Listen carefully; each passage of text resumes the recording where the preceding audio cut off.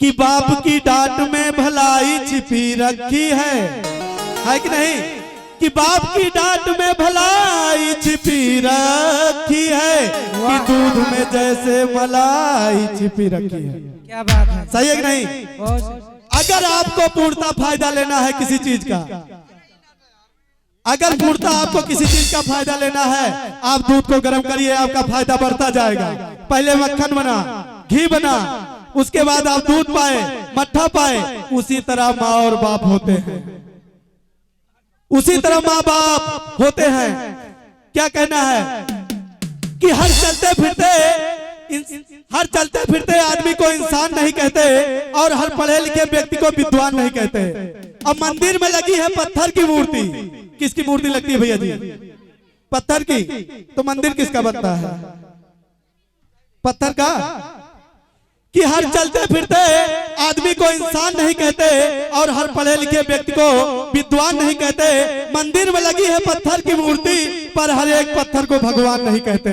सही है कि नहीं?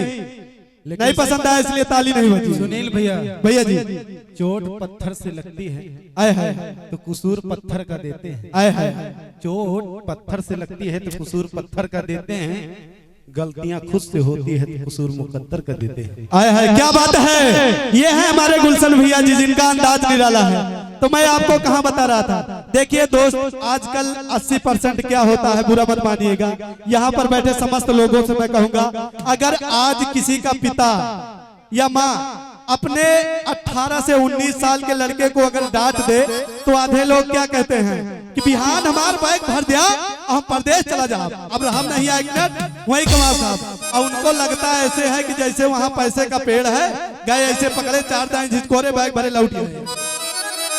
अगर आपका पिता, आपकी माता आपको डांट रही है, तो मेरा दावा है सिर्फ इस मायने से डांट रही है क्योंकि कहा गया है, जो पत्थर छेनी हथौड़ी की मार नहीं खा सकता, वो कभी पूजनीय नहीं हो सकता। वो सिर्फ मंदिर के बाहर ही लग सकता है, लोग उसको ठोकर मार के जाते हैं।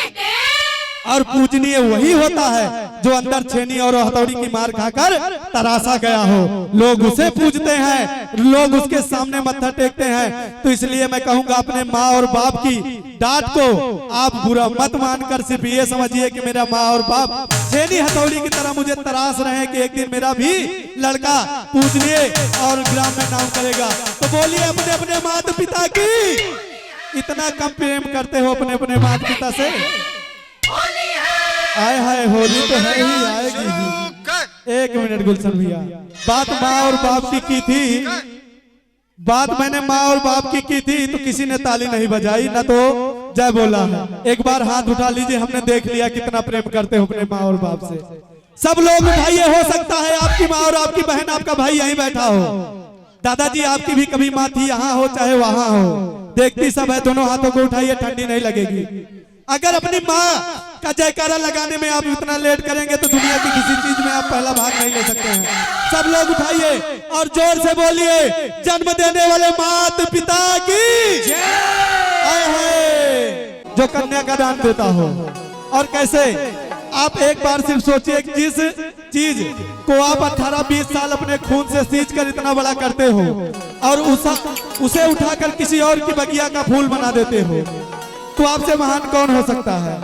पता है, एग्जाम्पल मैं आपको देता हूँ, आप कभी देख लीजिएगा यहाँ पर जितने लोग उपस्थित हो कि आपको सबसे ज्यादा प्रेम कौन करता है, खुद आपको एहसास हो जाएगा। जब आपकी लड़की की शादी होने लगे, किसी भी मित्र की, जब कभी शादी होने लगे और विदाई का समय आता है दोस्त, उस समय आप महसूस करिएगा कि सब लोग नजर आते हैं बेटी की विदाई में। जब विदा होने लगती है तो सब लोग नजर आते हैं, पर पिता कभी नजर नहीं आता है। उनको जाके बुला के लाना पड़ता है कि चलिए आपकी बेटी की विदाई हो रही है, क्योंकि उसका दिल कितना भी पत्थर का हो, पर उस समय वो मोम ही हो जाता है, नहीं छुपा पाता है अपने आंसुओं को। और वही आप अंदाज लगा लीजिएगा कि कहना क्या है। मैं आपको 2 लाइन कहूंगा कि पिता के लिए आज आप इतने बड़े हो, एक दिन आप और बड़े हो जाओगे, एक दिन ऐसा दिन आएगा। सुनील भैया जी, आप 2 लाइन कहोगे, मैं 1 ही लाइन कहूंगा। क्या? थैंक यू भाई। कि बेटा बेटा सब कहे, बेटी कहे न कोई। मैं भी बेटा हूँ, हर बेटा बेटा सब कहे, बेटी कहे न कोई। हर बेटा हरदम दुख देता, बेटी न देती कोई। उसी भाव में कहना है गुलशन भैया कि क्या कहोगे आप अपने पापा से जब विदाई होने लगती है तो लड़की रोकर क्या कहती है अपने पापा से कि पापा मैं, ध्यान दीजिएगा दोस्त, कि पापा मैं छोटी से बड़ी हो गई क्यों। कैसे कहती है रोते हुए कि पापा मैं छोटी से बड़ी हो गई क्यों। पापा की निगाहों में ममता की छाँव में दो पल और रह लेती तो क्या बिगड़ जाता। कि पापा मैं छोटी से बड़ी हो गई क्यों। एहसास होता है कि उसको कि आज मैं अपना घर बार छोड़ के जा रही हूँ, जहाँ मैंने अपना बचपन बिताया है अपने भाई अपने माता पिता और सबके साथ हंस खेल कर मैं आज इतनी बड़ी हो गई हूँ और वहीं मुझे छोड़कर जाना पड़ रहा है। और लड़कों को देख महीने के लिए कह दिए कि आप कहीं जाकर और रहिए तो कभी नहीं रह पाएगा, क्योंकि प्रेम एक ऐसी चीज होती है माँ और बाप की जो उसे खींच कर वहीं ले आती है। तो उसके लिए मेरा क्या कहना है, सिर्फ 2 लाइन गौर करिएगा, क्योंकि आज की 90% दुनिया चाहती है कि मेरा बेटा हो, बेटी कोई नहीं चाहता। तो उनके लिए कहना है, गौर करिएगा दोस्त, कि बेटे का क्यों मान है जग में, अब बेटी का क्यों मान नहीं। कि बेटे का क्यों मान है जग में, बेटी का क्यों मान नहीं। मुझे बताओ दुनिया वालों, बेटी क्या ये निशान नहीं। मुझे बताओ दुनिया वालों, बेटी क्या ये निशान नहीं।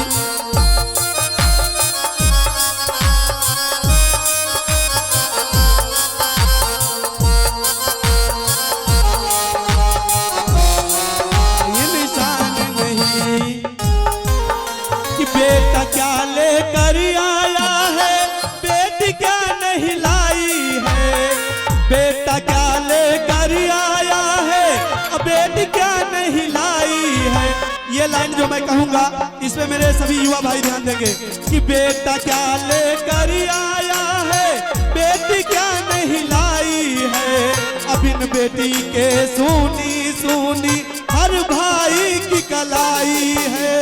कि रक्षा बंधन भैया दूज की, रक्षा बंधन भैया दूज की, तुझको कोई पहचान नहीं। मुझे बताओ दुनिया वालों, बेटी का ये निशान नहीं। मुझे बताओ दुनिया वालों, बेटी का ये निशान नहीं।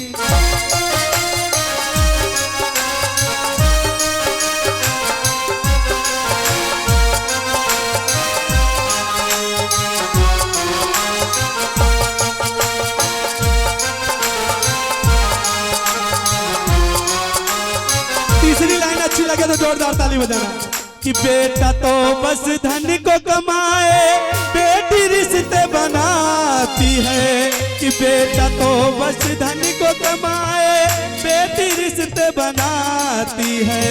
कहना क्या है कि अगर आप दावा कर लीजिए, मैं आपको लिख के देता हूँ। यहाँ पर जितने युवा बैठे हैं मैं उनसे सेवर कहता हूँ कि आप उतना समय नहीं दे सकते अपने माँ बाप को जितना बेटियां देती हैं।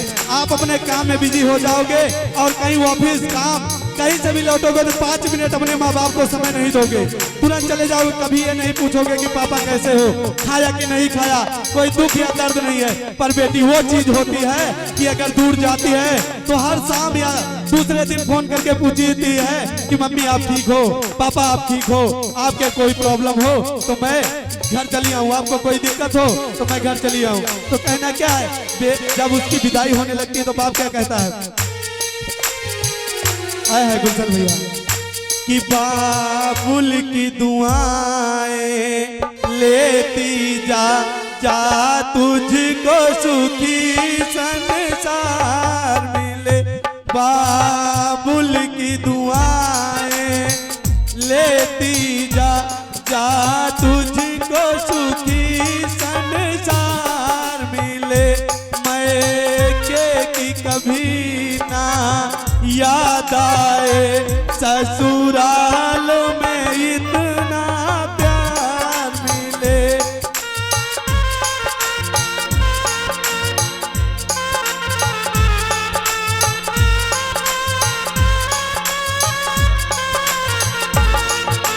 सच कहता हूँ उस आदमी से महान कोई नहीं हो सकता दोस्त, जिसके अपनी बेटी को अपने खून और पसीने से सींच कर 18 साल बड़ा किया हो और उसे उठाकर किसी और के बगिया का फूल बना दिया जाए। और आजकल के कुछ दहेज के लोभी उन्हें चंद पैसों के लिए जला देते हैं और उनकी आत्माएं हमेशा हमेशा के लिए इस दहेज की राख में मिल जाती हैं। तो ऐसे ही बेटी की एक कहानी है और कहती क्या है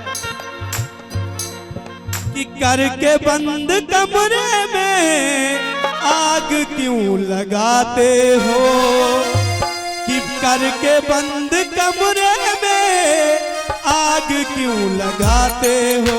अब बिटिया पर आई हूँ मैं जिंदा क्यों जलाते हो।